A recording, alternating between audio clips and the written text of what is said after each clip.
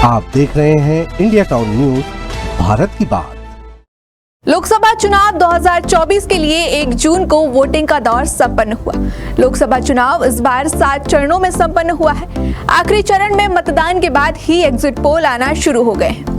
हजारों, लाखों और करोड़ों निगाहें लोकसभा चुनाव के नतीजों की राह देख रही हैं।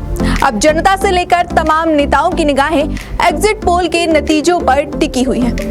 इन एग्जिट पोल के जरिए अनुमान लगाया जाएगा कि किस पार्टी को कितनी सीट मिलेगी। हालांकि 4 जून को असल नतीजे सामने आएंगे और उस दिन पता चलेगा कि नतीजे किस पार्टी की ओर दुरुस्त हैं। देखना है कि इस बार जनता अगले 5 सालों के लिए किसे जीत के सिंहासन पर बिठाएगी।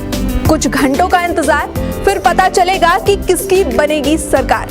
लेकिन उससे पहले जानेंगे कि क्या होते हैं एग्जिट पोल, कितने सटीक होते हैं एग्जिट पोल, किस तरीके अनुमान लगाया जाता है और एग्जिट पोल से कितना अलग होता है ओपिनियन पोल। इन सभी बातों की जानकारी इस खास कार्यक्रम में। नमस्कार, मैं हूं आपके साथ मानसी सोनी और आप देखना शुरू कर चुके हैं हमारा खास कार्यक्रम खबरें आपकी जरूरत की। सबसे पहले समझते हैं क्या है एग्जिट पोल। दरअसल एग्जिट पोल वोटिंग के बाद एक तरह का क्विक सर्वे होता है।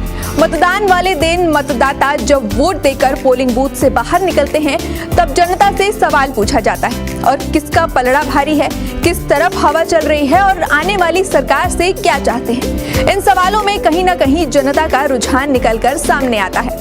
उन्होंने किसको वोट डाला है ये पता चलता है। हजारों मतदाताओं के जवाब जुटाने के बाद एजेंसियां उनका एनालिसिस करती हैं, जिससे ये अंदाजा लगाया जाता है कि किसको कितनी सीट मिल सकती है। एग्जिट पोल में अनुमान लगाया जाता है कि कौन सा उम्मीदवार या सियासी दल कहां जीत रहा है और ये अनुमान जनता के रुझान से निर्धारित किया जाता है, जिसे एग्जिट पोल कहते हैं। बता दें कि इस सर्वे में केवल मतदाताओं को शामिल किया जाता है ताकि अनुमान ज्यादा से ज्यादा मतगणना परिणाम के आसपास रहे। अब जानते हैं कि एग्जिट पोल और ओपिनियन पोल में क्या अंतर होता है। दरअसल देश में बहुत से ऐसे लोग हैं जो एग्जिट पोल और ओपिनियन पोल को एक ही मान लेते हैं, मगर हकीकत में दोनों में जमीन और आसमान का अंतर होता है। ओपिनियन पोल चुनाव की तारीखों की ऐलान से पहले किए जाते हैं।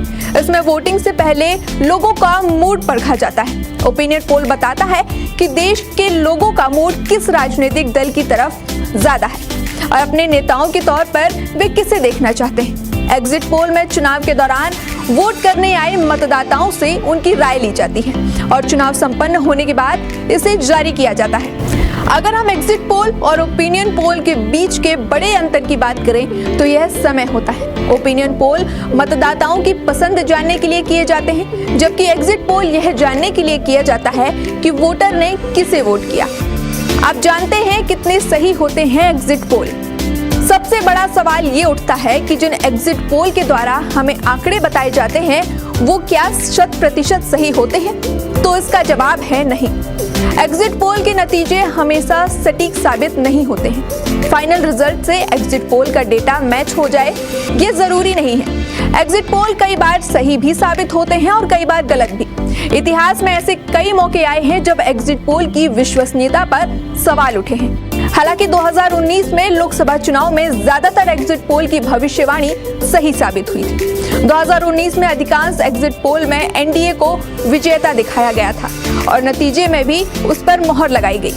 एग्जिट पोल को हम दूसरी भाषा में अनुमानित आंकड़ा भी कह सकते हैं, जिसमें सर्वे में सामने आए आंकड़ों के मुताबिक ये बताने की कोशिश की जाती है कि कौन विजेता होने वाला है। भारत में कौन कौन सी एजेंसियां एग्जिट पोल करवाती हैं? अगर आपको लगता है कि कोई भी सरकारी संस्था एग्जिट पोल करवा सकती है तो ये गलत है। ये हक सिर्फ कुछ सरकारी संस्था को होता है।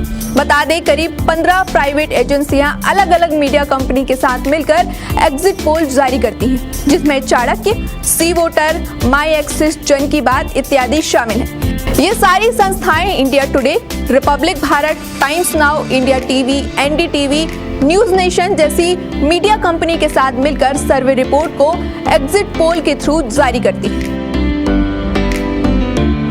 हालांकि एग्जिट पोल एक अनुमानित आंकड़ा है, परिणाम तो 4 जून को ही आना है। देश के रुझान, पत्रकारों का अनुमान और ज्योतिषी की भविष्यवाणी कितनी सही और कितनी गलत, इसका खुलासा होगा 4 जून को। 4 जून को तय होगा कि जनता ने किसको अपना भाग्य विधाता चुना है और किसके सर जीत का ताज पहनाया है। देश में चल रहे राजनीति के इस उफान पर आप अपनी राय हम तक जरूर पहुंचाएं और ऐसे ही आपकी जरूरत की खबरों के लिए आप बने रहे हमारे साथ। मुझे दीजिए इजाजत, नमस्कार।